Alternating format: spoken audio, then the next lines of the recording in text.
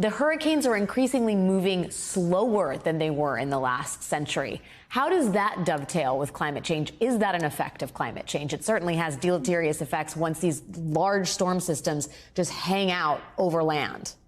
The data is showing that on average, storms are moving a bit more slowly. But the even more important factor that we haven't quite touched on yet is the fact that warmer air holds more water vapor.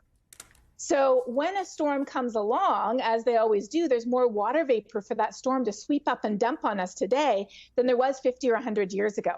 And although you mentioned that any given hurricane is not the result of climate change, we are able to put numbers on just how much worse climate change made a specific hurricane.